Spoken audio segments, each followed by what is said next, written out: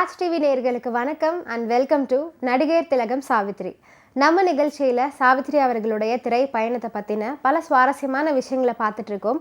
இன்னைக்கு நிகழ்ச்சியிலையும் உங்களுக்காகவே இன்னும் பல அற்புதமான தகவல்லாம் காத்துட்ருக்கு.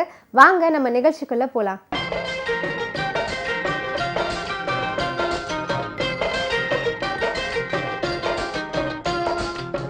மகா நடிகை சாவித்ரி அவர்களுடைய வெற்றி திரைப்படங்களின் வரிசையில் 1958 வருஷம் வெளியான திரைப்படம் தான் பதிபக்தி அப்படிங்கிற திரைப்படம். தென்னிந்திய சினிமாவின் புகழ்பெற்ற இயக்குநர்களில் ஒருவரான பீம்சிங் அவர்களின் படைப்பில் உருவான இந்த பதிபக்தி திரைப்படத்தில் Sivaji Ganesan, Savitri, Gemini Ganesan, M N. Rajam, V. Nagaiah, Vijayakumari, T S. Balaiah, C K. Saraswathi, K A. Thangavelu, J P. Chandrababu, M R. Santhanam போன்ற அற்புதமான நடிகர்கள்லாம் நடிச்சிருக்காங்க. திரைப்படத்திற்கு இசையமைத்தவர்கள் மெல்லிசை மன்னர்கள் விஸ்வநாதன் மற்றும் ராமமூர்த்தி. பதிபக்தி திரைப்படத்தில் பல அற்புதமான காட்சிகள் ரசிக்கும்படி அமைஞ்சிருக்கும். அந்த காட்சிகள் இன்றளவும் ரசிகர்களிடம் பிரபலமாக இருப்பதற்கு இயக்குனர் பீம்சிங் அவர்களின் திறமைதான் காரணம் அப்படின்னு சாவித்ரி அவர்கள் புகழ்ந்து பேசியிருக்காங்க. அந்த வகையில் மூர்த்தி கதாபாத்திரம் ஒரு கல்யாண காட்சியின் போது மாடியிலிருந்து வீசி எறிந்த மாலை கீழே நின்ற அல்லி கேரக்டரின் கழுத்தில் விழுவதாக காட்டியிருப்பார்.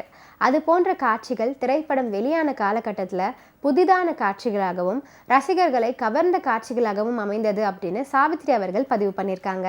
பதிபக்தி திரைப்படத்தில் அனாதை பெண் மறிக்குழந்தாக நடிகை எம்.என். ராஜம் அவர்கள் நடிச்சிருப்பாங்க. இந்த படத்தில் எம்.என். ராஜம் அவர்களுக்கு மிகவும் முக்கியமான கதாபாத்திரம் அமைஞ்சிருக்கும். அந்த கேரக்டருக்கு மிகவும் பொருத்தமாகவும் அழுத்தமாகவும் நடித்து ரசிகர்களின் பாராட்டை பெற்றவர் தான் எம்.என். ராஜம் அவர்கள். அந்த வகையில் எம்.என். ராஜம் அவர்கள் தோன்றும் காட்சிகள் அனைத்துமே அவர் ஒரு தேர்ந்த நடிகர் அப்படிங்கிறத நிரூபிக்கும்படி அமைஞ்சிருக்கும். நடிகர் கே.ஏ. தங்கவேலு அவர்கள் பதிபக்தி திரைப்படத்தில் பரமேஸ்வரன் பிள்ளை அப்படிங்கிற கதாபாத்திரத்தில் நடிச்சிருப்பாரு. மூர்த்தியின் தந்தையாக வரும் தங்கவேலு தான் இந்த படத்துடைய வில்லன். நல்லவர்களுக்கு கெடுதல் செய்வது தானே வில்லனின் முக்கியமான குணம். அதை படம் முழுவதும் அழகாக கையாண்டு தங்கவேலு எல்லாரையும் சிரிக்கவும் வச்சிருப்பாரு. தனக்கு கொடுக்கும் கதாபாத்திரம் எதுவாக இருந்தாலும் அதை தன்னுடைய தனித்துவமான ஸ்டைலில் வெளிப்படுத்துவது தங்கவேலுவின் சிறப்பம்சம் அப்படின்னு சொன்னால் அதை யாராலையும் மறுக்க முடியாது. நடிகர் ஜே.பி. சந்திரபாபு அவர்கள் பதிபக்தி திரைப்படத்திற்காக 3 அற்புதமான பாடல்களை பாடியிருக்காரு. அதில் ஒரு துள்ளலான பாடல் தான் rock rock rock rock and roll என்று தொடங்கக்கூடிய பாடல்.